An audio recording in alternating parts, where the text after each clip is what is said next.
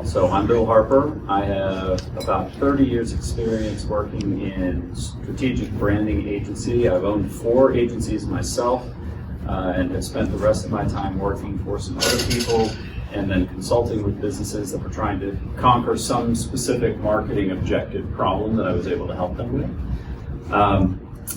The thing that I'm doing now is the last job that I ever intend to have. So I have the last card that I'm ever going to do, and hence I put my name on it. Finally, that was sort of the mistake that I saw a lot of people make, was that they would go out and put their name on the door first and then dislike the concept and sell it, and I was like, damn, now what do I do? So I kind of looked at it as holding off until the best for last, and that's where we are. So everybody that's joining my team now knows that this is a 25-year ride for me, somewhere between a 15 and 25-year ride. And when they come in the door, they're invited to stay for as long as they would like, and as long as it is relevant to them. And we can kind of talk a little bit about how we hire differently than other companies do if you want.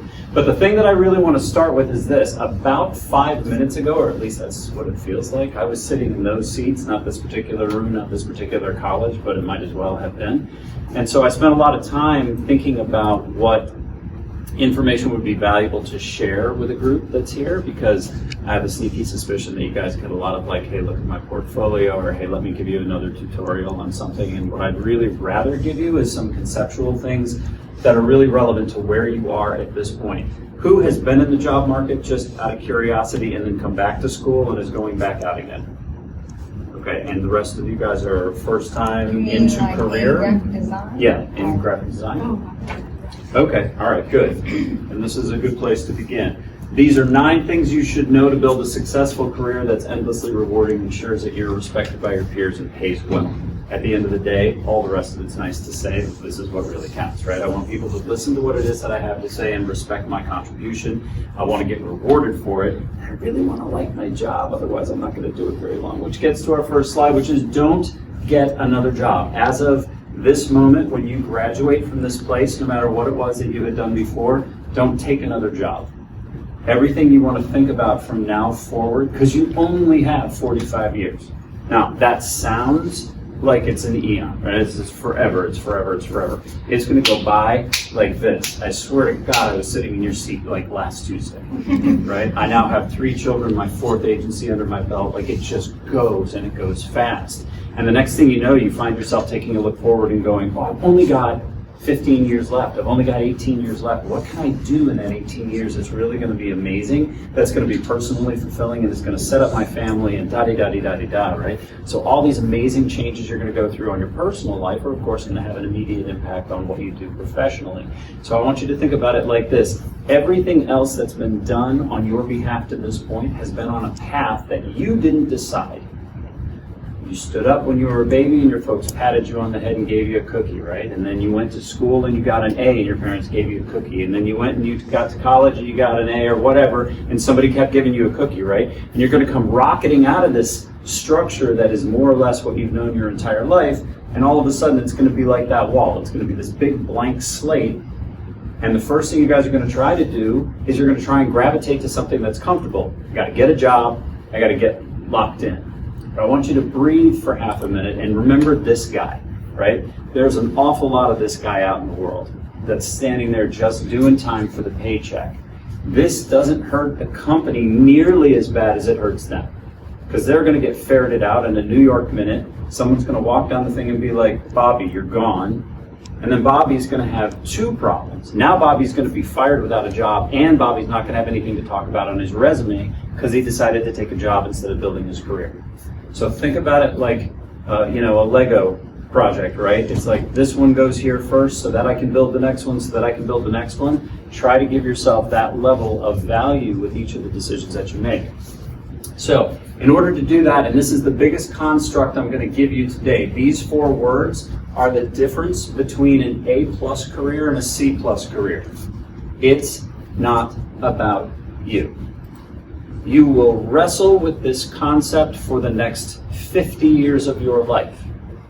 So I'm going to give you the basics on how it works today, and then I'm going to send you stumbling and fumbling and bumbling, just like I continue to do, out into the world to try to perfect it. Because everything about your success is tied to how well you make someone else's dream come true. Now, That's on the outside. Then I'm going to show you in a minute about what that means on the inside in order for you to be able to do something about it. For whatever reason, this concept is not typically taught in school. I don't know why. It's radically missing from every caveat of business that I have come in contact with.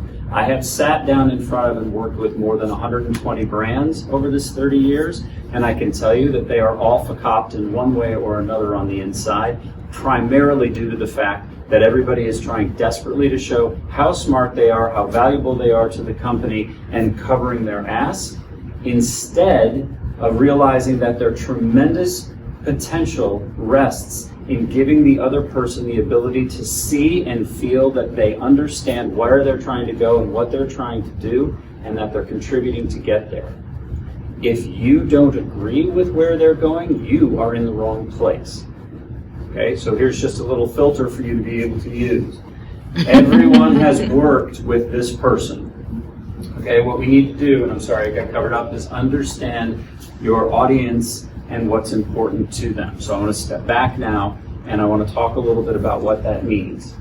Okay, think about a boss that you had that you hated, a teacher that you had that you hated, somebody that was in a position of authority over you, and you said to yourself or to your friend or to somebody over a drink or over a dinner or over a meltdown, text stream, they suck, I hate them, they're awful people, whatever. Okay? This is understanding your audience. Let me tell you for just half a second what it means to own a business in a way that you guys can actually relate to. Okay? Because you walk into this construct called business where you want something from it, a job. You're worried about your work and your performance, which means your focus is way over here in the me column and not at all worried about this thing over on this side. So let me give you a little construct here that'll help you with that. Imagine that you had a lawn mowing business. Okay, simple enough. You're going to go out and you're going to mow lawns. So you go out and you scrub together your money and you get your lawn boy or whatever it is. I got it old. And you're mowing your lawn, right? So here we go, and you're mowing. Well, guess what? You get good at it. In fact, you get so good at it that the few people that were friendly enough to let you mow their lawn, well, they start talking to their neighbors, right? And they say, you're doing such an amazing job. I'd really like you to come and mow my lawn. So you start getting known for it. And as you get good at this thing, you start to master your craft. Now all of a sudden you're edging the corners and you're trimming the bushes, and your lawns just look amazing and you're quick at it. You're good, you're fast, right? Well, word gets around enough all of a sudden that you have more work than you can do. And so what do? You hire somebody, okay? Hiring somebody is because you have a need that you can't handle. Now, for most companies, especially small ones, you'll go through this soon if you keep doing what you're doing, you're going to panic because you have no idea how in the hell to hire somebody. So you grab somebody who has the thing you think they need, which is a talent set. So you're going to call your buddy Tommy on the phone. You're going to say, Tommy, I got this business. This business is doing great. I need somebody to come over here and mow lawns with me. And Tommy goes, yeah, dude, totally into coming and mowing some lawns. It'd be awesome. I'll be there. Okay? So you get very excited because you've hired your first employee. Now you're thrilled. You're growing, man. The empire is like just around the corner. You're super excited. So now here comes Tommy, 10 minutes late to the first job. And you say to Tommy, dude, what's with you? Why are you late? And Tommy goes, oh, bro, I was out late last night and I was a rager.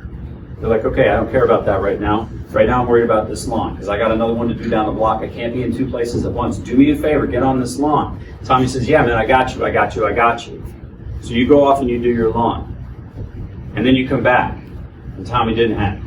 Tommy's sitting on the front porch having a cigarette break, and the lawn's half mowed, and it's cockeyed the way he did it. He's got little strips that he missed between the rows, and the guy that's doing the job comes out on the front porch and says, what in the hell am I paying you for? Now, your originator of the business, he went from elation to abject terror. Why? Because his reputation is now on the line. I want you to take that, and I want you to think about a 500-person company. A 25-person company, a 1,000-person company. It's no different. It's the same thing over and over and over again, right? These folks aren't doing it because they want to do it. They are in abject terror that something is going to go wrong. This is the piece they don't tell you in the background.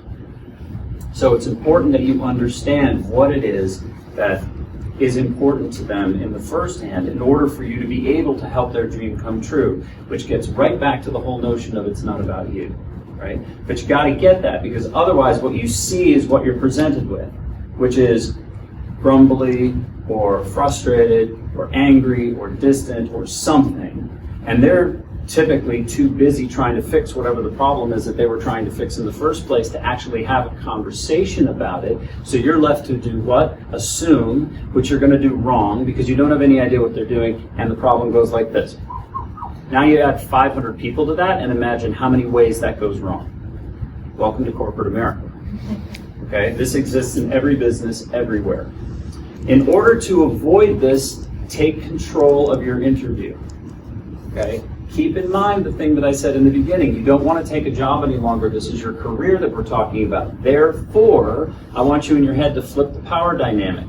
Most people go into interviews sweating. Their hands are shaky. They are concerned about what they're wearing. They're concerned about making sure that the person knows that they're good at their job. I want to take that pressure off of you. You wouldn't be there if they didn't see something that already had their attention.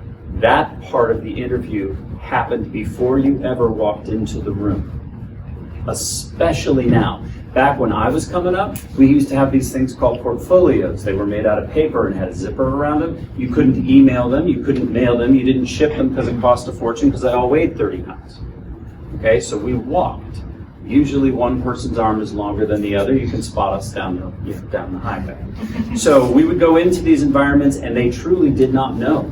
They truly did not know whether or not we were capable to do the job or not, and thus the first part of that presentation or meeting or interview, whatever you want to call it, was all designed around, can you do the work? You all live in a digital world. They know whether or not you can do something well before you show up. You guys have website pages and portfolio pages, and you have online digital emails, and you fill out forms, and all that crap is all done before you even get there. Your role is to find out why you're there. Okay, that is your role. So here are a couple of things that you can do to take control of your interview.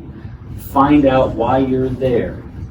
Did they get a new piece of business and they're staffing up? Was somebody let go? Did somebody go out on maternity leave? Did something happen? Is there a new person that came in to run the division and they cleaned house? All of these things are real. You need to know that because each one of those scenarios means something different for you as an employee within that environment. If it's somebody that just came in and cleaned house or a new team that's being developed, nothing is sacred. New team, new players, new environment, new client, new everything. Whatever is going on and is normal over here is suddenly different over on this end. You should know that walking in. If, however, we lost a team member and we're looking to replace them, you're coming into a family. Right? Two radically different scenarios that you're about to go in. They're going to tell you everything you need to know if you'll stop trying to sell yourself and you'll start trying to understand what they need from you. Most kids don't know how to do that. I know because I hire people. And they come in and they go, Mr. Harper, let me tell you why I'm amazing. And then they open books and they're flipping through pages. And finally I just put my hand on them and I say, stop. Hi, I'm Bill. Who are you? Right? Connect with me as a human being. Take a minute. Don't let them get there. Here's another little piece of insider information. Most people interviewing you are just as uncomfortable as you are. They don't want to make you feel bad. They don't know exactly the right questions to ask. They have absolutely no idea what your temperament or tonality is going to be, and they don't have time to be there in the first place. Almost everybody that you will ever come in contact with has 15 pounds a day to shove in a 5-pound sack. Okay, from the minute they got up, there's an old song that said, if I had an airplane, I still couldn't make it on time. Anybody, older will probably remember that song. At any rate, I live by those lines because when I wake up at 5, I'm already at least 30 minutes late. Right, it's just the way that it works. Okay, so find out why you're there. Know what the company stands for. Nike versus New Balance. Two brands that are very easy to take a look at externally. Nike stands for releasing people's inner athlete. This is why they are the giant of the category, okay? Because they have figured out a way to be relevant to a couch potato and to LeBron at the exact same time. This is a miracle thing. You can thank the fine folks under Lee Clow's tutelage and TBWA Day, the same guy that brought you the Apple 1984 spot and the Energizer Bunny. He's no slouch. Okay. New Balance stands for the world's best running shoe. Radically different concepts, radically different businesses. When you go in, stop focusing on the job, start focusing on who you're talking to. What is it that you want to achieve this year? Why do you want to achieve it? What's the role that I'm going to play? How am I going to play it? How are you going to judge my success? These are real life questions, right? There is no A, there is no extra credit work, there is none of that. All that stuff is gone and is replaced by the almighty dollar and the almighty confused corporate America setting an agenda. Okay, welcome to the New Zoo Review. So the more you understand about what they're looking for, the more you can have a conversation that's relevant to them. The more they feel that you are relevant to them, the more they will trust you. The more they will trust you, the more they'll feel confident in making a decision to consider you for application. Okay, build rapport, find something. You guys have it so easy. LinkedIn will tell me everything from your favorite snack food up. You guys have it so easy. We used to have to dig for that shit. Okay, you guys have it. You can sit in a bar half an hour before the interview and know everything about the person that you're about to go meet. It is a ridiculous tactical advantage. So there is absolutely no excuse for you walking into a room not being able to say, hey, I saw you went to Kellogg School at Northwestern. I always thought that was an amazing school. How was the experience? You own them. Best interview I ever had in my life, St. Louis at the headquarters for DMB&B. At the time they had had Anheuser-Busch for 79 years. The gentleman that was running the company at the time came up with this, but for you, right? Charlie Claggett, super impressed by all that. George Tenney, the gentleman that I was meeting with, happened to be on the phone the day that I was going to meet with him. Nervous, wearing the worst tie. Oh God. Even now I cringe about it. And I walked in, but his office, we were in Gateway Tower, immediately across from the Arch in St. Louis, which was right next to the Mississippi River, and there were a whole bunch of tugboats or whatever it was that are going up and down the thing.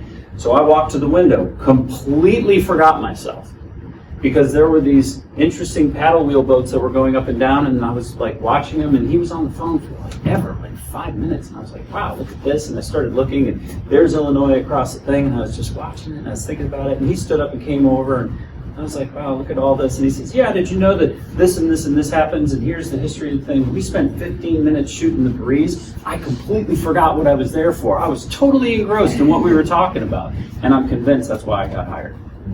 Because when I turned around and he said, oh, by the way, do you want to show me your book? I completely lost it. I was like, yes, I would. I would like to show you my book. That's why I'm here. You bet. That's why I'm here. And so I sat down with him, and that rapport that we built, being people first, took the pressure off of both of us to be able to do it. All right. Okay. Ask them why what they want from someone in the position. Ask them how they will judge your success. Ask questions about the clients you'll be working on. Make a recommendation. Ask for more. But most importantly, never, ever break the cardinal rule. Don't talk about money or benefits first. If they want you, they'll talk about it. And if they don't, they're not ready yet. And that means you didn't say something. Or they had 5 other people scheduled for the day and they simply had to go through their list in order to talk about it. But you are not worried. No, you're not. You're perfectly okay with that. They'll get back to you. I had a thing I had to do anyway. Breathe, be calm. If there's a reason for them to show interest, they will. So don't rush, okay? It is absolutely the biggest turnoff. Hi, I'm so-and-so. I really love this job. How much do you pay? How much vacation time do I get? When do I start? And by the way, do you cover my garage fee? No. Especially not in the beginning. That stuff comes later. When you stop counting how many beers you have at the bar, like when the paycheck gets to that point, that's about the time when you can actually start having that conversation first. Until then, let everybody else do it for you. They'll get there. Okay, send thank you cards, not emails. I cannot stress this enough. It is the thing everybody in the agency talks about. In fact, so much so at my company that when people send it, the divisions compete. Okay? Creative is in an all-out warfare with account service on who's going to get the nicer of the two emails or response things when we come back. If it's a nice email, they get like a point. If it's a handwritten note, it's bragging rights all day, right? And it's trouncing and trash talk and, oh, my client was raised right. Like it's at that level, like it gets personal. Take the time. Remember something that was there, not just thanks so much for, this isn't your aunt's hand-knit sweater that you're saying thank you for. This is a potential on-ramp to your career. Hey, I really enjoyed the thing you told me about such and such. I really appreciate the time you took to take a look at my work. Thank you. That was really important to me. I appreciate it. Even if you don't get the job today, they will remember that because it is so unbelievably rare. And it takes nothing to do it. Walk down to the Five and Diamond and have those in, or go to the papyrus store or whatever, grab a card off the thing, sit down and put some thoughtful thing together. And it doesn't have to be a diatribe because they're busy too. 2 paragraphs and a thank you is plenty, right? Really enjoyed coming in. Hope we get a chance to talk again. If I can answer any questions for you, you know where to reach me. And out. Okay? Adopt an apprentice mentality once you get there. Okay? You guys have come out of education, and believe me, I understand what this means when I say it. Now is the time to put your education for yourself into high gear. You're going to want to leave this environment and say to yourself, I'm never picking up another book, I'm never doing another thing, I've got it, everything I'm going to need to know I'll learn. Wrong answer. The most successful people tend to read about a book every 2 weeks. Okay? I'm constantly in 3 or 4 books. All the time. Doesn't matter if it's a podcast, you can substitute that out. It doesn't matter. Find your education wherever you can. Try to see the structural similarity behind all of this, right? Somebody's going to say, well, this is about healthcare, and this is about something, and this is about some nonsense. All these businesses operate on the exact same principles. The faster you see like the matrix through the picture to the scaffolding behind it, the faster you are absolutely invaluable to those companies. Because it means you're not distracted by all that fluff, right? Somebody's going to say, oh my gosh, we've got a problem. We've got a problem, we got this problem is X, Y, and Z. You're going to go, nope, that's not your problem. The problem's over here, and if we fix that, it's going to fix this. And they're going to go, why didn't I see that? That's called job security, okay? That's insight. You want as much of that as you can grab your hands on. So how do we do this? A couple of things we can do. Accept that you don't know everything. Oh, for the love of all that's good and holy, stop young people walking into the business and pretending you know something. You all have book learning in a petri dish. You haven't had the jerk client that at the 11th hour talked to his neighbor who didn't like your concept and suddenly decided to change it, and you now have to change 50 dominoes that you've been setting up for 2 months. You don't know how to handle that yet because you haven't been in it.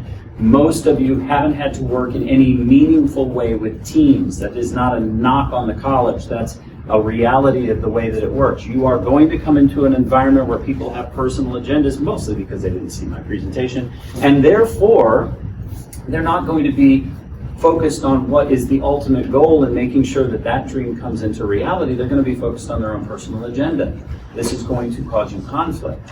People are going to do dumb things like tell you yes and nod and then change it behind your back. They're going to do dumb things like go out with the boss for a beer after work and tell them their opinion so that the opinion that they had suddenly becomes the boss's opinion, and everything that you thought you brought into the world suddenly changes and you can't figure out why.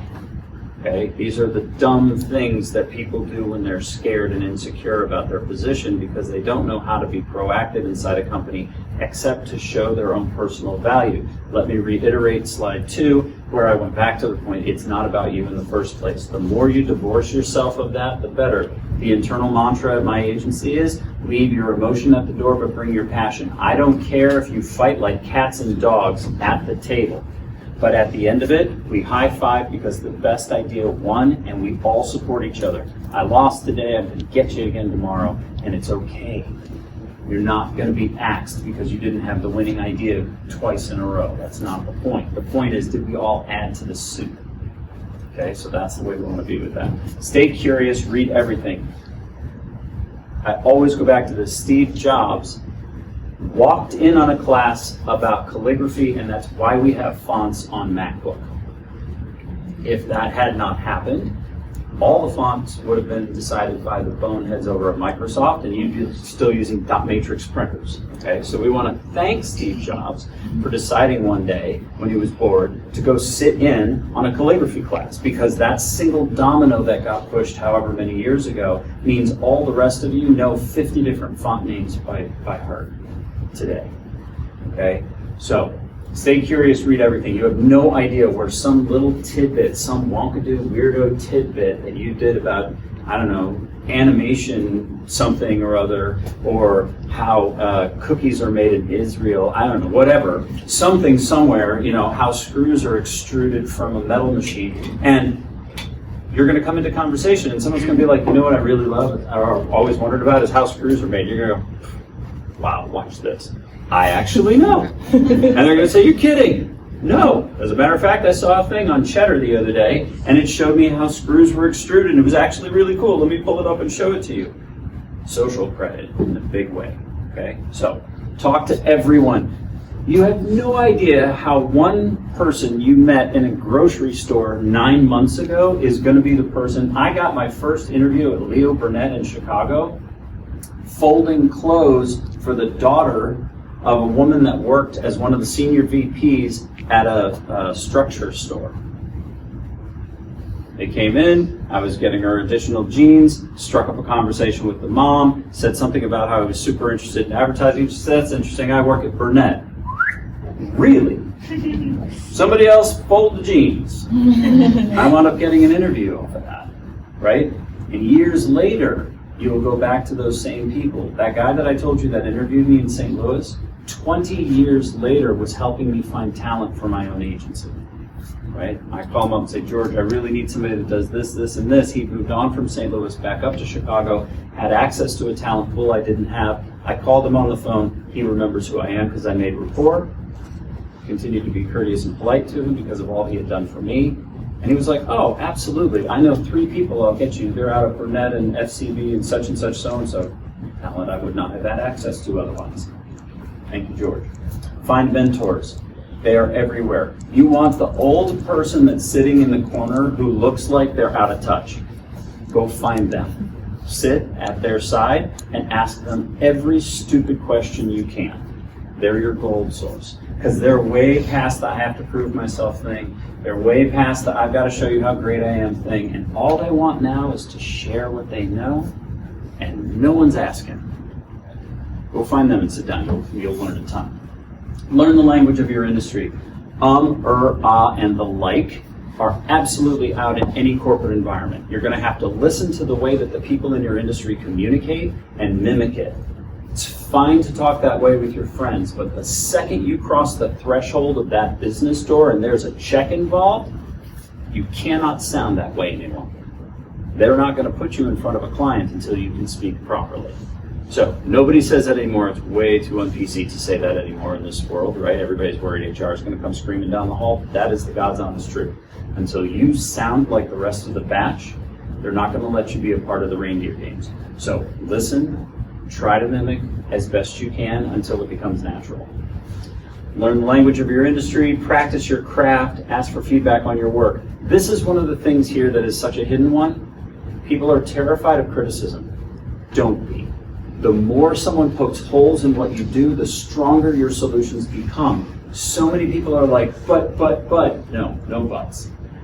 The person giving you the critique probably has a reason they're giving it to you. They're not about hearing your reasons why you're justified in being right and telling yourself that your execution is amazing. So, first job, and we were working on Six Flags. And I got this brilliant idea. It was absolutely fabulous. And I took it to my creative director, and the headline was for a billboard that was supposed to be for their new roller coaster, which had a corkscrew. So, of course, this is my brilliance. I said, twist and shout, right? It's a little catchy thing on the song. It was like, twist and shout. And I go marching up there, and I was like, pa-da! Stepped back, and I was like, represent whatever. And he was like, hold on just a second. And he stood up and he went down to this closet that I'd never been in, and he comes back with these old dusty boards, and he's like, dust goes all over him everywhere, and it was twist and shout, twist and shout, twist and shout. It was like 1995, 1998, and he goes, "You're on the right track," right? So he threw me a bone at the end. He was like, "I realize I've just totally popped your balloon, but you were on the right track. We've already done this a couple of times. It was a good idea, though. Go try again." Right? So don't worry. If they're telling you something, it's for a reason. Work harder. Take just one night that everybody else is going out to do something and don't. Just one night, 1 hour, 1 day. The next thing you know, you're going to be eking out these little bits of time that you won't miss. It's very much like saving for your 401k. You take 10% out of your check, you never miss it. Same exact thing, take 10% out of your social life, you'll never miss it. And don't sit around playing Candy Crush. Find something to learn. Read a book, try a new thing, look at a new design style that you've never been able to do. Cut shapes out of potatoes and make ink stamps just to see what that does. Anything, it doesn't matter. Find something new that makes you relevant and interesting again. Because what will happen is you'll get so super focused on what you're doing and making sure that you fit into the hierarchy of all of it that you'll forget. So eke yourself out a day, whatever, just once or twice a month, and just say, you know what, you guys go ahead, I'm going to hang back. What's really interesting on that is the boomerang effect, because a couple of years after they've missed it all, those people that were so hot and shot to go out on Saturday night are going to come back around and be like, wow, do I ever wish I had done what you did. And it's meaningless. The time you lose is so tiny. So tiny. All right, so this is one of my favorites. I forget now which agency, I think it's Fallon, has this. This is made out of push pins. There's one rep on it. Okay? Fail harder. Don't be afraid of your failure. Embrace it. Everything in the world that you learn comes from falling down, not standing up. This goes right back to the thing about being comfortable with getting holes poked in your work and in who you are and all the rest of it. You fail triumphantly. Don't just try a little, take a big step, and when you fall, just arms to the side, face plant, just take it. Because what's going to happen is you're going to learn something. You're going to learn something really, really big. It's not what life throws your way that counts, it's how you handle it. Your composure is critical. Somebody's going to throw stuff at you that you don't like. Someone's going to do something mean. Someone's going to do something not fair. Blockbuster Video, you guys still remember that, right? Blockbuster Video? Okay. Second job that I had, that one that I was talking about across the arch where I was like super excited and thought I was important for 5 seconds. Okay, I had this amazing idea for Blockbuster Video because they were missing out on a massive, massive revenue stream, which has been proven out later. I suggested that they rent books on tape. No one at Blockbuster had ever considered this. I was like, you guys can make a fortune doing this. You're sitting, you already have all the skill set you need. You know how to rewind, you know how to eject. You guys are golden. This is perfect, let's go. So I built these concepts. I put together 3 concepts. I still remember them. But they were concepts, and I put them together, and I took them to my boss, and I said, I have this idea, and my boss did something that I will never, ever forget. He said, these are interesting. What I'd like to do is I'd like to show them to a couple of people and make sure that they're good enough to send up the pipeline. Why don't you go to lunch? So I did. I went to lunch. I came back from lunch, and in the corner office, I could see him standing with that guy, Charlie Claggett, that I admired so much, and his boss, all standing in there looking over my comps. That was not pleasant. He was taking credit for my work. Now, not everybody would have done what I did next. I marched right into the office and said, how does everybody like my ideas? Not everyone will do this. I personally don't recommend it. It did not receive the response exactly that I wanted, but it certainly made a point, and everybody understood where I stood on the subject. So, think about what you're doing. Try to be graceful about it as best you can. Never, ever quit. You have no idea how close you are. Okay? You're going to be tired. You're going to be overworked. You're going to be anxious about stuff. You're going to be worn out. You're going to say, I just don't care anymore. You're going to shake your fist at the sky. And the next day, it's going to happen. FedEx was a college thesis. For those of you who don't know, the concept was a college thesis. I believe it got a C+. At any rate, the gentleman who was in charge of it, whose name for some reason now has escaped me, went out and literally leveraged every single thing he could get his hands on. Every credit card he could get, every loan he could get, every mortgage comp he could get, every friend or family member who would give him money, he did. And when the people started calling for the money, he tells this amazing story. He had one plane, one pilot, A warehouse that was dedicated and nothing happening. He had something like 12 packages come through, right? He gets a phone call from a debtor or a creditor who says, you have to pay me your 6 months out or whatever. He puts them on hold, throws up in his trash can, goes on to take the call, and the next day it hit. 10,000 packages the next day, 30,000 the day after that, 150,000 the day after that. The day before, he's throwing up in his trash can. And a year later was able to pay everybody back, right? So you just don't know. As long as you continue to believe that the path you're on is the right one for you, don't quit. If you truly find that it is not the right one, then make the change. But just because it's hard, don't give up. Okay, a couple of final thoughts before we get to questions. Nothing's over until it's over. That Darcy thing that I was telling you about, the first time that I sent my book in, yeah, that was another story. So back then, this was before security cameras and the rest. You could get away with stuff. You do this stuff now, you get arrested. But back then, they used to do things like pretend to deliver pizzas and your resume was inside the pizza box. Okay? So the building that Darcy was in happened to share with the NBC affiliate for St. Louis, which means that there was security down at the front desk. So I got dressed in a suit and that same bad tie. And I took my portfolio with me. And in the morning rush, when everybody was coming in, I just glided in with them. And when I got on the elevator, I asked them where the mailroom was. And they told me that it was on the 11th floor. So I went to the 11th floor with my 2 portfolios and I went up and I said, do you know these 2 creative directors? And they were like, yeah. I said, these have to be on their desk right now. And they said, okay. They took them. I went back into the elevator and went downstairs and ran my ass home. Okay? About 4 hours later, I received a courier that returned my things with a note that basically said, thanks a lot, piss off. But when I went back and I was having that conversation with George at the very end of it, and he offered me the job. As I was walking out, I said to him, I cannot believe I got this job. Like, it took me 6 months to get in here. And he said, it takes a lot of people a hell of a lot longer than that. That was a nice stunt. And that was the only time he ever mentioned it. And I thought to myself, wow. So it's not over till it's over. I used to keep my rejection letters, and then when I would get the job for the same place, I would replace them with the acceptance letter on top. I've still got a stack up the back of the house. Okay? So it's not over till it's over. If you bomb, surprise the hell out of them and ask again. Man, did that suck. I'd like another go at the hell. Just be human about it. They will most likely say no, but you never know. 95% will say no, and then that 5% will be like, you know what? I remember a day, I'm paying it back. You know what? I agree. I had a day like that. Go. I'll show you. I'll see you next Tuesday. Go back, get your shit together, and come in and show me what it is. Ask. Most people never do. It's kind of amazing. Love what you do, and if you stop loving it, find out why and fix it or change it. You're not the first ones to be here. Everybody you ever meet went through it. Don't you forget that, and don't you let them forget it. Gently, positively, but don't let them forget it. You know, you screw up and somebody is really barking, I'll bet you can remember a time when you did something wrong. And even if they say no, they're lying. Yes, they did. Of course they did. We all did. Everybody said something dumb. Failure way to success. All right, that's it. That's the sum total, and I went longer than I intended to. Sorry, I get long-winded. What can I be doing to help you? What kinds of things are you guys worried about and thinking about? What can I tell you that will help move you one step further?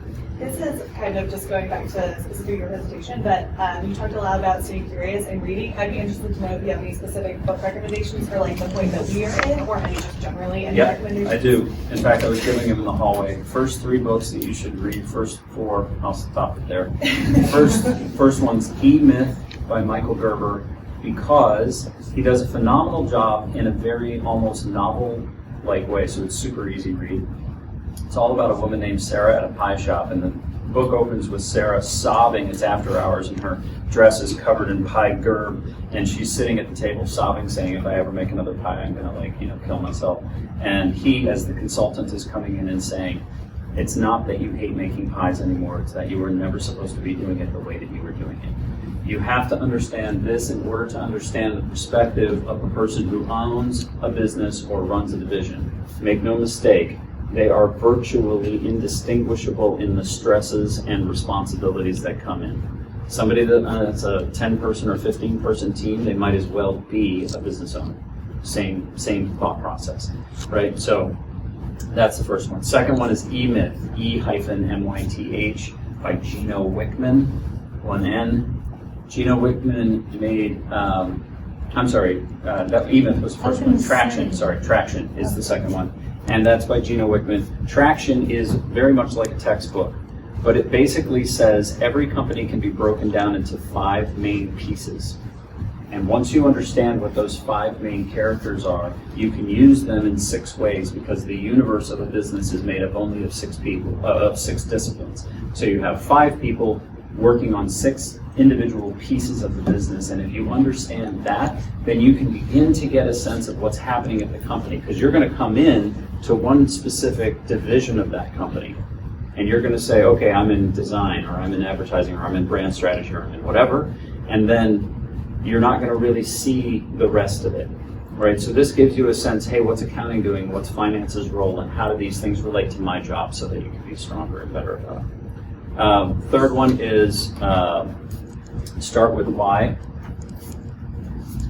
Okay, this is all about understanding how corporate America, and this is the reason, corporate America is taught by business school. Business school doesn't understand brand, therefore business people don't understand it, and they get nervous around it. It makes them very uncomfortable, so they drop to tactics.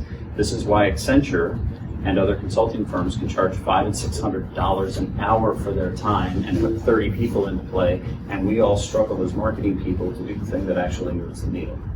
Okay? They're not familiar with these terms. They don't have any understanding of what they are. You will spend most of your career translating for people who don't get what you do.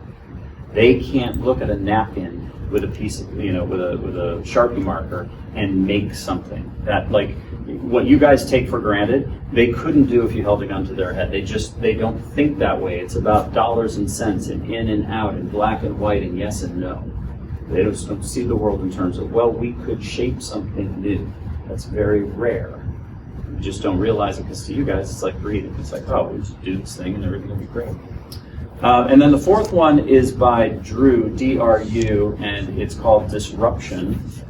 There are a number of them. This is TBWA, Chiat Day's big claim to fame cornerstone. They are the disruption company. Their notion is that status quo needs to be disrupted at all costs. And they've done a nice job of sort of packaging that in this notion of disruption. So 4 books that'll get you started. There's about 400 after that. Yes, sir. Who was the author of the third book? Oh, it's, why did I just lose his name?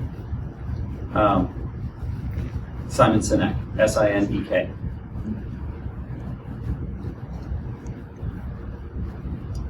And they're very different. Yes, ma'am. You talked about the unique way your company hires. Can you speak to that a little more? That was really interesting. Most people hire based on skill set alone. I curate based on values. So 3 agencies in a row I hired based on talent, and I could never get the culture right. It was always like fighting or turfing, or just like, it wasn't community, it wasn't family. So I put these people that were insanely talented in the room, and then they wouldn't gel right. They kind of gelled, but not right. So this time I took a real gamble, and I said, all right, I'm going to do this differently. So when everybody came in, I wouldn't let them talk about themselves, about their skills, or their book, or anything. They'd come in and they'd start hoping it'd stop them. I'd say, no. What I want you to tell me instead is, what do you want at the end of your career? What do you want to achieve? Do you want to start your own agency? Do you want to run a division? Do you want to own a product? What do you want to do? Why do you want to do it? What's important to you? Then I want you to tell me where you are on that journey and what the next piece is you need to be able to move the ball forward for yourself. Then I'm going to tell you what I'm trying to achieve. If the thing that you want aligns with the thing that I want, and you can benefit from being here, then I want you to come be a part of this. If not, I'll help you find somewhere else to be where you can get what you want. So the difference in that is that it's okay for them to admit what they actually want instead of just talking about what the company needs. And because of that, these people would kill to do what is necessary for the company. I've never seen a culture come together like this. I mean, they go to each other's kids' birthday parties. Like, they're all on top of each other, and everybody knows everything about each other, and they're all up in each other's business in all the best kind of ways. And because of that, there's never an argument. Ever. And I'm thrilled. I'm absolutely thrilled. Have you, so kind of speaking to that, Yeah. if we're going in for a job interview, because I think that's really admirable, and I think that's, my background's in psychology, but being in psychology, I think that you've solved it to a large extent. There's still, Sure. but you solved it. How do you approach an interview or a company yourself that way? How can you be like, listen, here's where I am, this is what I want, without coming across as a crazy person? I don't do that any longer. The thing that, and I'm going to answer it the way you asked it first, which is me at my place at this level, and then I'm going to try and answer it what I think would work at where you are now, trying to get to that place. So at mine, I'm looking for answers in how they answer, right? So I'm not asking them obvious questions. This is Henry Ford's. If I'd asked people what they wanted, they would have said faster horses. I'm not asking them what's wrong with their horse. I'm asking them what's wrong with travel. And then I'm watching how they answer. And if what they answer shows that their values are what align with my values, then I'm okay with them. Otherwise, I politely dismiss it. They have no idea why. Cool. So you need to try to do that to your own extent a little bit. Like, let's say, for instance, that you don't want this to be a sweatshop. Okay? It used to be, I don't think it's nearly as much anymore, but it used to be that 70-hour work weeks in advertising were quite common and not at all. I mean, the expectation was, if you're not here Sunday, don't come in Monday. I mean, there was a lot of that, right? But if that's something that's there, you could ask, tell me a little bit about how you like to work with your teams. What do you expect? And if they go, you know what, we work until the last minute. Our concepts are never done until we go out the door. The ink isn't dry when we walk out. That's a sweatshop, and you don't want to have any part of it, okay? So it's, you'll learn to kind of ask the questions that lead them to show how proud they are, and the more they do this, the more they're showing you what they really stand for in the back. So kind of read the tea leaves a little bit. That makes sense. Anybody? So like we talked about, this is a portfolio class. Can you speak to a little bit of maybe some standout pieces you've seen in portfolios, or something specific that you look for if you look at portfolios? I'm so glad. I should have put that in here. Thank you so much. Sure. Everybody wants to talk from the bottom of the project up. Right. This will be one of the hardest things you guys come to do, but if you can do it, and there's only really a handful of people that do it regularly, but if you can train yourself to do it, it's great. So, give me a project you worked on. Anything. What was it? Designing stamps. Designing a something. high-end packaging branding project. Perfect. Okay. So, I'm going to show you this packaging, but before I do that, I want to remind everybody what it was that this meant to the brand. Way back up at the plane, we'll parachute down together, right? So I'm going to start way back up here at 30,000 feet. Why did we even start the project? So if you remember, we had an opportunity to compete with so-and-so that was doing such and such. And so we decided as a group that what we really needed to do was a new package line that would bring this product to, or people weren't responding the way that we wanted the package line. Way, way, way up there. Then we dropped down. That led to a decision that we made in order to do this, which meant that we were going to try to do this, and therefore our project included these things. Nobody does that. Yeah. What happens is you get in front of somebody with a book and they go, this is my package design and I really like red, and I was thinking that this would be like so great on the shelf because nobody else would see it, and I have no concept of what the construct is for anything that they're doing, and I simply nod and look at it. And now what I'm doing is I'm focusing on the design. And so when I say that design balance is wrong, your white space isn't strong enough, your font choice is poor, you've got 9 fonts on a single package front, why did you choose to do that, et cetera, I am guessing.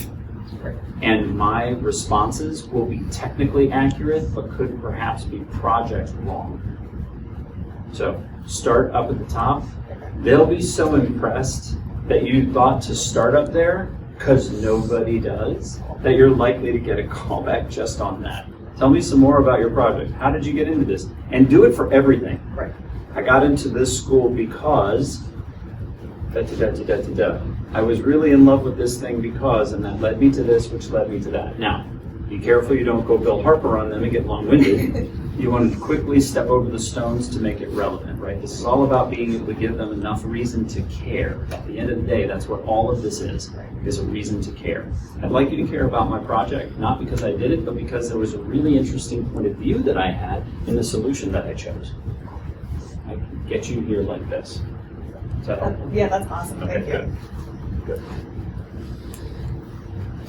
questions on the spot are always a drag.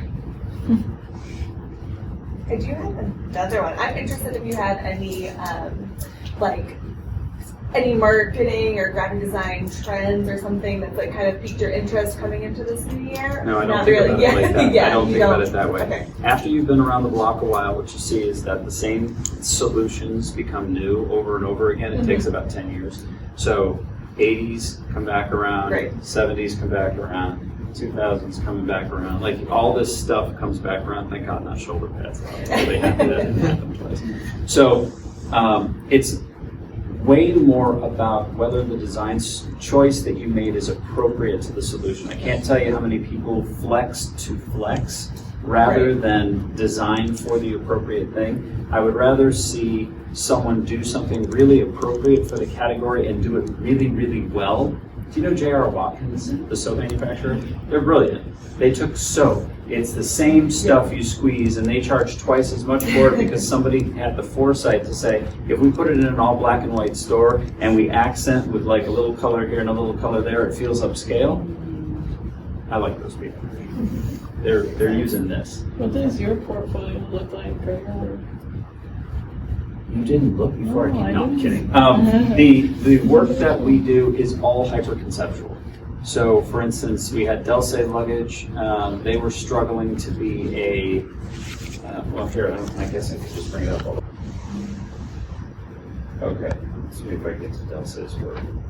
So Dell is a struggling brand a little bit, or was when we got them. They're a French luggage manufacturer, which means everybody in America hates them. They were a Taco Bell brand, $79.99, $109 pricing, right? They are in a category that has a 7.5-year buying cycle that is absolutely dominated by Samsonite. Okay, so they have literally everything going against them, and they're perceived as like a junk brand because they're super low on the totem pole in terms of finance. Oh, come on, help me, brother. So we created stuff like this for them and positioned them as the lightweight category leader in the country. Nobody was paying attention to lightweight. These guys had 100 and some SKUs, which means individual products, and they had 5 that they hadn't launched yet for this little teeny brand called Helium. And I came in and said to him, I want you to position yourself as the lightweight category leader in America. And he about laughed me out of his office. And he said, no, that's absolutely ridiculous. I'm never going to do it. 15 years later, they've held that position, and I'm proud to say that that's a good thing. If you look on top of the bags, you'll still see the feather that we did. So let's see if I can get you to the first one that we did. So that was the first one. That was the ad that proved it. So I came in and I said, I want to do a thing where a woman's walking through wet cement, but the bag doesn't leave anything. And he was like, I'll let you run one ad for 18 months. And if you can prove that it works, then maybe I'll let you run another ad. 86% increase in revenue the first year, 72% the second year, all from that. So it works a lot. It doesn't have to be digital. Don't listen to Gary Vaynerchuk all the time. Some of what he says is right, but most of it is only applicable to consumer packaged goods. So, you know, this stuff works. Ideas work. Stick with them. And from that, we went to the bubbles. And Did then you work ultimately, with your team on it, or was it like just so you? normally I would have, back in this day, Dell was my second client for my second company, and it was me in the corner. Okay. So I just drew these up and said, here, we can put some of this stuff together. But all of it is that way. It's all hyper-conceptual twists on things that kind of make you think, oh, that was an interesting way to do it. I'll tell you the one that we're working on right now that's super interesting is a company called Breast Cancer Index, and I really like, this is a personal challenge. I like taking things that don't sound like they could ever be made interesting or sexy and making them interesting and sexy. So this is a test report. It's a genomic biomarker test report, which means that at the DNA level that tells a woman whether or not she will benefit from the second 5 years of endocrine therapy. Endocrine therapy takes endocrine out of a woman's system and leaves her open to sexual dysfunction and early menopause and osteoporosis and all manner of bad, nasty things that are not good for people. And the only reason that oncologists are not actively prescribing against the second 10 years is because they've never had a test that will do it. So 95% of women don't benefit from extended endocrine therapy, but there's never been a way to prove it, and we just made it. So that's like as cool as it gets, right? Is going out and saying to the world, hey, 95% of people don't benefit from this thing, and there it is, and watching like an entire part of the world blow up about it. My mom's a 2-time survivor, so of course it was a personal interest as well. But it's, you take those kinds of things and you can really make them interesting. You spoke about like how you choose people during interviews and stuff like that and what stands out, but like how do you stand out on the internet? Like you spoke about how you can figure out, what everybody's about by looking on LinkedIn and stuff like that. But I mean, I know you see a lot of good portfolios and stuff online. Like how do you choose who you want to interview? What makes them stand out? Interesting question. It's rare now that we do a blind cattle call anymore. We're known enough now, even though we're still young, that word of mouth is already kicking around and people are coming in and asking to be a part of the team, so we're kind of getting to that place. But I think it all comes down to insight and being interesting, right? If there's a thing that I could say to you, it would be stay interesting. Find out something about them. Find out something about where the work is going. Have an opinion. Everybody else is doing content. They're just throwing crap against the wall in the hope something sticks, which is insanely inefficient and ineffective. And we see through it because we see 55 people do it a day, right? But the person that comes out and says, actually, I don't agree with that. I think it's this way. Or I see this as a little different, or I see whatever. If you're looking to connect with somebody before you go in, go to LinkedIn, follow their activity, find a comment that you actually care about. Don't make it up, because we see that right through that. And say, hey, you know what? This was really interesting. I always thought it was something else. See what happens. See if they respond. Don't go the regular route. Monster.com, do you want to know what that's like on the other side of it? You'll get 1,000 applicants, and half of them don't have the skill sets you need. Nobody will go through it. Monster's an amazing money-making machine for the people who work at Monster. Same thing with careers and all the rest of these poor things. They're awful. They're just awful. You're going to have to find a way to connect one-to-one. I think that that's the biggest thing that's going to happen now. Everything went hyper digital, and everybody was like, got an app for that, got an app for that, got an app for that, and now no one can communicate with each other.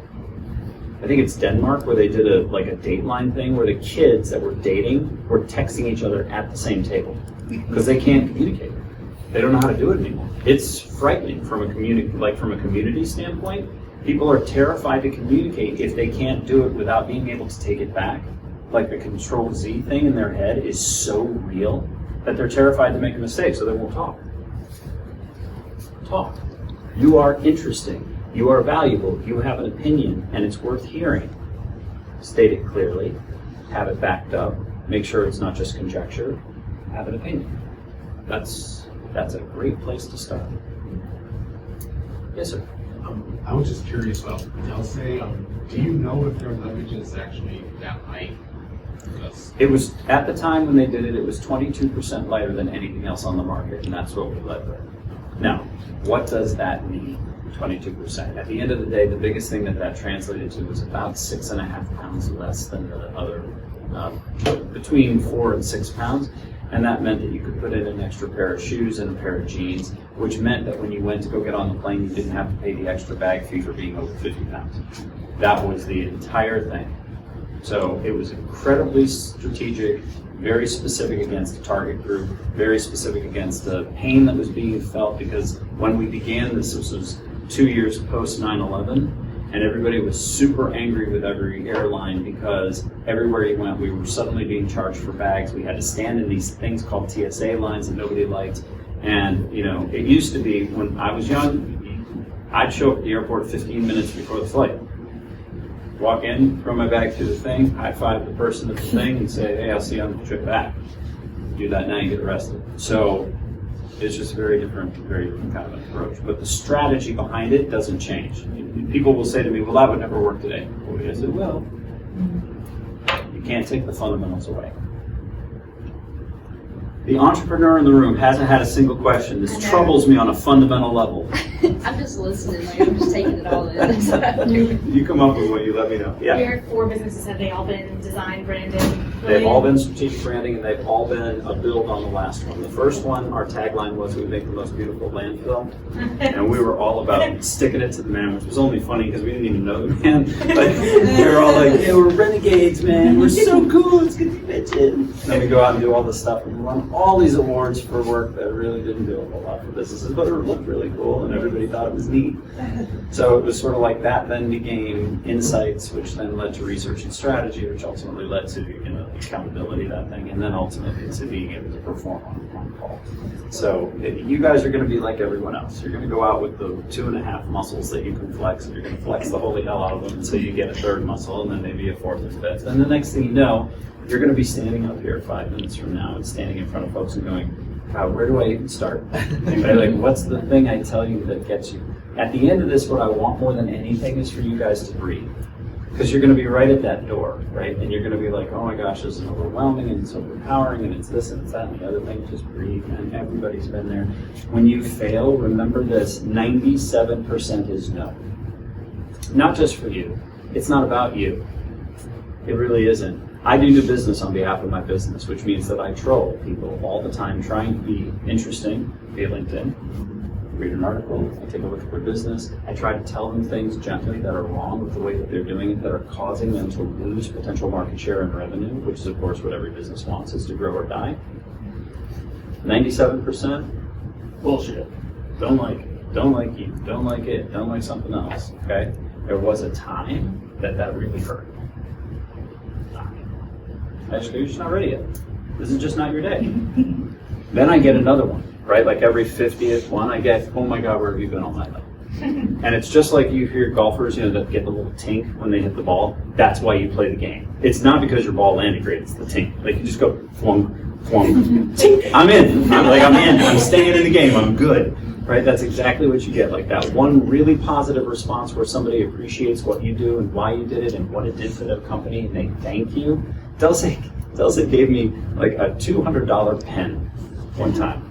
And I was like, oh, you gave me a pen? Okay, that's cool though, thank you. Like, nobody else had given me a pen. It was a Mont Blanc pen, and I was like, wow. That wasn't on my agenda. That was really amazing. Thank you for giving me this pen and thinking about it. It's on my desk now. Like, it's just, of all the silly, stupid things, right? It's been recognized, gotten awards, but I keep the pen. Right? Like, that was cool. Appreciation that is genuine is worth keeping. Yes. I have almost a question, so let's see if it comes to me. No worries. But I guess really I've only worked in food service, which is a job, not really a career, for me at least. And so it's like I'm approaching graduation and like looking out into the career field. It's kind of a big question mark because I've never really done it on like that different level. And I guess I'm just curious about any sort of general advice or... What piece of this do you love to do? Is it advertising? Is it coding? Is it design? Is it web? Is it like what? I think for me it's like I like the puzzle of figuring out like what the project needs. Because I think a lot of times when I see work, there's a very like linear approach. So I think it's fun for me to kind of figure out what something is missing and then try to fill that in, as opposed to just taking the information. So I guess in some ways I like the branding and kind of advertising, the conceptual stuff, not as much the like literally doing it. Okay, very good. So you're doing the same thing with your vocabulary now that I did when I met with the Leo Burnett person, and I told him I think I want to be either an account executive or a creative director, and she just laughed. She was like, okay, one's on the 11th floor and one's on the 4th floor. Who do you want to be? So at this point, the thing that you just gently umbrellaed is like 2 or 3 different pieces of it. In one hand, you're talking about the development of strategy against a specific problem. Dell is not selling. They need to figure out what niche they can fit into against the market set. I need to get some consumer insight, and I need to translate that consumer insight into something that would inform a creative brief. The next phase of that is I'm the person that develops the creative brief. I take the insight that was gathered by the research and strategic group, and I sit down with the team to figure out what that brief needs to be. Next stage of that is making sure that the creative is developed against that strategy. Next part of it is making sure that production happens, right? So you've kind of gently wandered in a couple of different forests there. So the thing that you need to make sure that you're doing at the front end is saying to people, I think I like to do the creative solutions, but I haven't had enough experience yet to know. What I do with my time in my portfolio is work like this. What the questions I like to ask about it or that I found challenging about it were, why was I doing it? For whom was I doing it? To what end was I doing it? What metrics of success were I going to use to do them? Try to get it down to some specific language around what it is you're trying to do. And then all you're looking for is that first place that you can sit in a room full of other people doing it, and you're already in your education, right? That's the goal at this point for you at that place, is to get into a room where you're in an environment where other people are able to teach you, and then you can go find the people that will be able to show you, and you can sit and listen to how they interpret creative briefs into actual executions. And what will very naturally happen fairly quickly is you'll say, well, I'm actually really interested in this thing and not so much in that, because the reality of it will be in front of you every day. So don't push yourself too hard on it. Just try to take what you have in your book. This is the other thing. Don't stray from what's in your book. Don't show a book that's one thing and then tell them you want something else. That throws everybody for a loop. Say, this is what I have to date.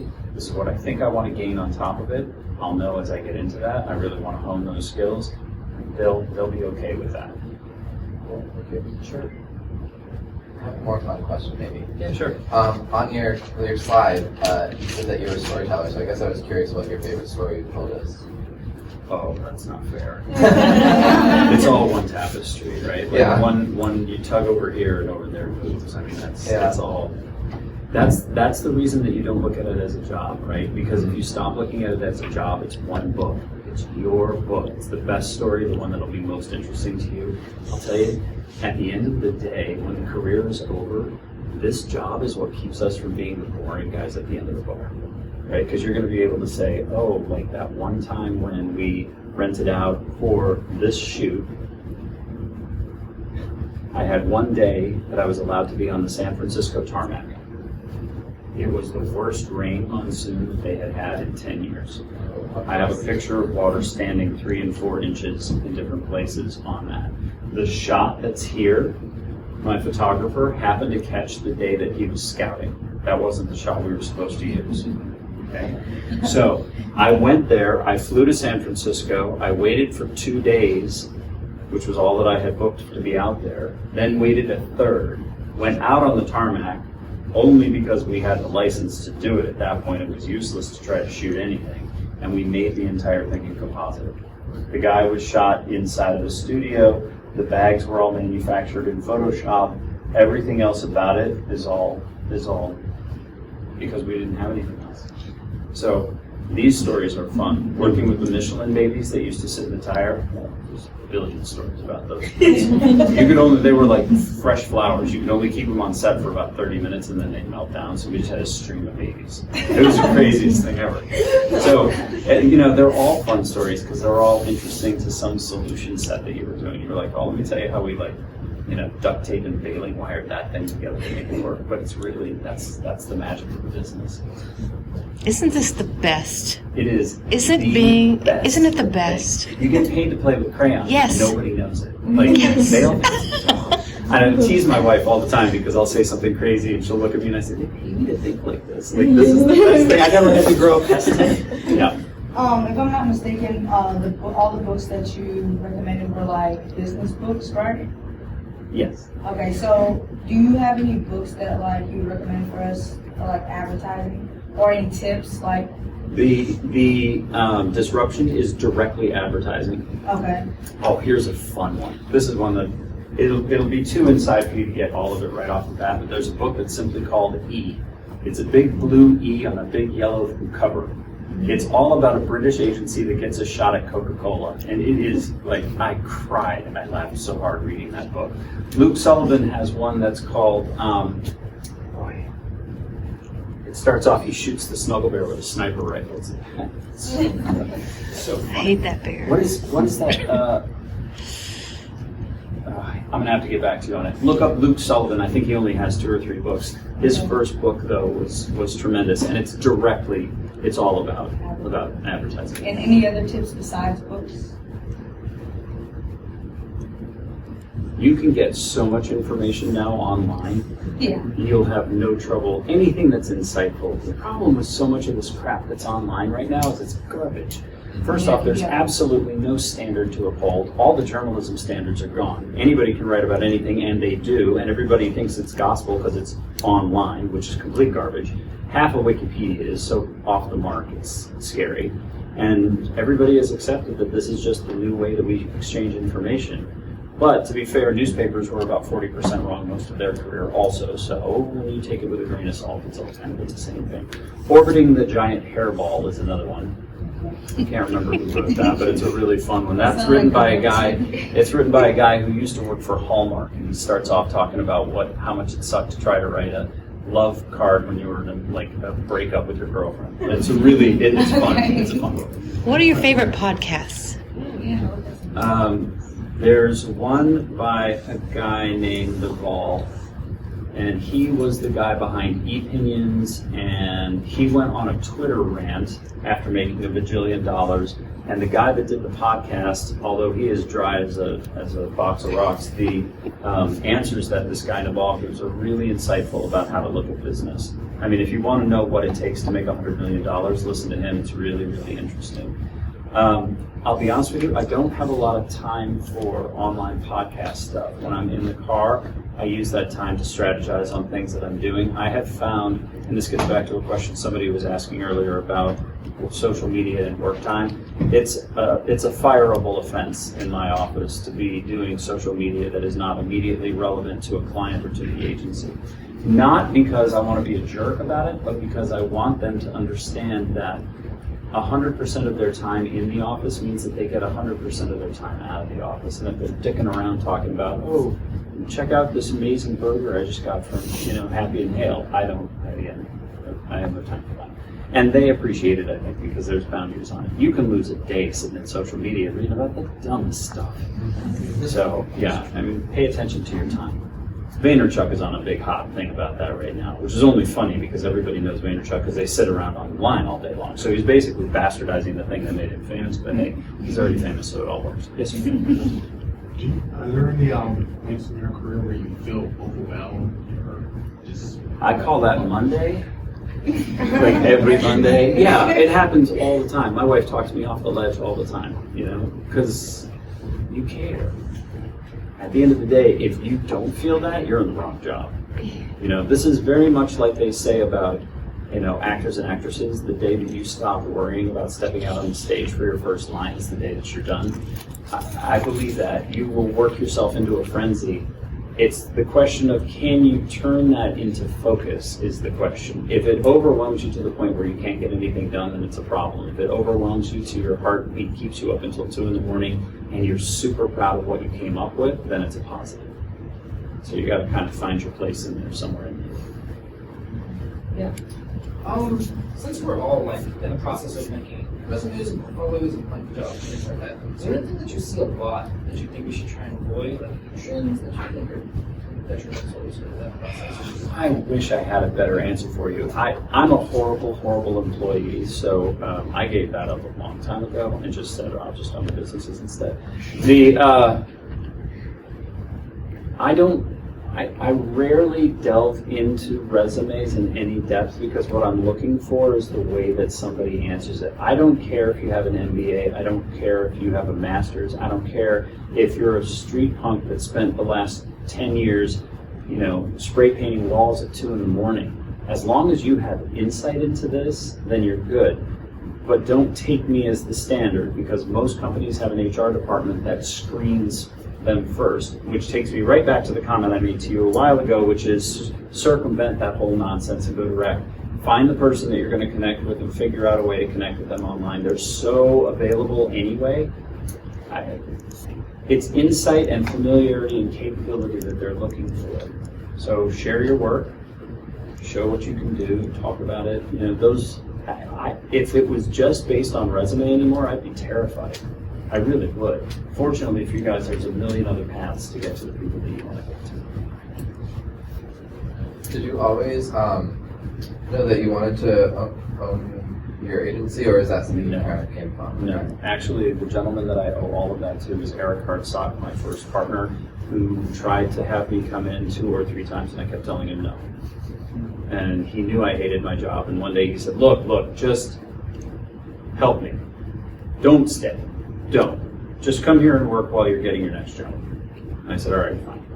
And I showed up the first day, and I was like, why is your office set up like this? He said, what do you mean? And I said, it's got everything in the wrong place. That thing shouldn't be there, and that thing shouldn't be there, and we should have these things over here, and why'd you do that? And he goes, well, go ahead and change it. And I was like, all right, I will. I hadn't even put my stuff down. So I started moving stuff around, and about 3 months later, he and his wife gave me a piece of the company, and the next thing you know, we were off to the races. He saw it, I didn't. And I owe it all to Eric, because if I had not done what he asked, I'd probably still be sitting some career path somewhere doing something for somebody else. Can you speak to motivation? Like, What's that? motivation, like, I guess. Us motivating people or people motivating People themselves? motivate themselves, inner motivation. Because that's something I see you really, I admire the fact that you're really into, like, introspection and soft skills and, like, that kind of thing. But I feel like everybody has days where they're just like, oh my gosh, I have no motivation. How do you motivate yourself? Like, how? One step at a time. Okay. The only line I know is one more step. That's it. Cool. Because there are going to be days and weeks and months that absolutely suck. Mm-hmm. But you're never alone. Right now, this moment, the majority of the people are feeling exactly what you feel. They're just working extra hard not to let you see it. But once you understand that human truth about every single person that ever lived, you have no idea what rock is in their shoe. None. In fact, I would just go on ahead and assume that unless they tell you otherwise, they're having a miserable day. just in general, just assume everybody is in a shit mood and having a horrible day and nothing's going right, and that their partner just said, if you miss one more soccer game, I'm leaving. They just assume that, the dog ate the homework. They just assume it's miserable, rotten, no good, very bad, and it completely changes your world. Because if you go by the Facebook persona, I'm sure you've read the books and the statistics and the studies that show these people, these poor kids now coming out. As a father, I won't let my kids anywhere near that stuff because I'm watching it destroy the fabric of an entire generation who think that everybody's life is out, on vacation on a cruise ship somewhere. I'm like, this is not reality. This isn't even close to reality. Even for the people who are telling you it's their reality, bullshit. No way in the world. It's not even close to true. But you don't learn that until you've got a few miles under your belt, and then you look back and you go, oh, well, come on, so dumb. So let me save you some time. Everybody's having a bad day. What do you mean by you're a terrible employee? Oh, I'm the worst. It's like you I'm the struggle with worst. working for somebody else? I or- do, and the reason is because they never listen. Yes. Yeah, because they're always wrong. I hate that. So I just decided that I would fix it. And so far, the worst part is that I keep being right. That's the worst. So, and I mean, not right for everybody too, right? Like, I'm not right for everybody. I'm way too aggressive for most people, and I'm way too open. In the world, I would never survive in a PC place. Like, I was having a conversation with a client the other day, and I said, this does not work. They literally brought me down to a multi-departmental thing. This was an operations meeting, a management meeting, a marketing meeting. This whole thing was about getting them to understand what they do. And when it didn't work, when they couldn't deliver on the thing that we had designed for them, we literally sat down with them and said, what's the return on this investment? Why can't you guys talk? What's the thing about this? If I did that as an employee, they'd haul me out of the room. But because it's my company and because I'm willing to take the risk and because I'm willing to do that, everybody goes, oh, well, that's Bill. That's okay. So it's also how you do it, right? You can't say you have an ugly baby, right? That's not allowed. But what you can say is, a hat would look really good on your baby, right? So it's all about how you handle the situation, and that's where the storytelling thing comes up. Getting people to laugh and to relate to things is phenomenal, right? It's really, really good. So if you can break something down to something as simple as making a peanut butter and jelly sandwich so people can relate to what you're saying, most people try to sound smart by making it complicated. Follow Einstein's rule. If you can make the complicated something easy that everybody understands, everybody wins, everybody's comfortable, everybody likes it. That's a good place to be. Yes, sir. Can you speak at all? I know I've talked to a a lot of designers in the field, and one thing that they all seem to say is how rough it is kind of maintaining a healthy work-life balance. Is there anything you can speak to with that, especially sitting out? A little bit of a bad choice on that because my wife works with me and I live my job. But I also have 3 children, 8, 10, and 12, and of course I've got to be there and be a good parent with them. So I think it is truly about making the most of the time you have there and not waiting. If you asked my employees about me, one of the things that they would say is he's always moving fast, right? Like on to the next thing, on to the next thing, on to the next thing, on to the next thing. Part of that is because that's my nature, but the other part of it is that I don't want to waste a moment because I don't have a moment to waste. So if I can be doing 2 things simultaneously, I don't want to say that because nobody can do that and do it well. There have been a number of studies. Harper did an amazing one that shows that you can't multitask. In fact, the more you try to, the worse your productivity is.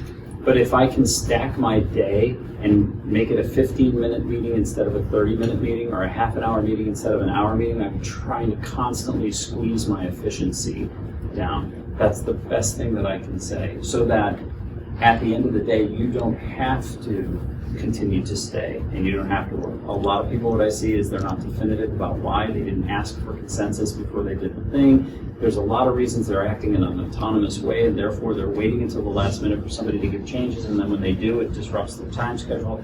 Most of that is planning, perception setting, and just maintaining your time. I want to be cognizant of time. It's 4:20 something, and I'm pretty sure that there's another class, so I want to be careful. Thank you. Thank you so much Thank you for giving us your time and expertise today, Bill. It's got exciting futures. I look forward to hearing about them.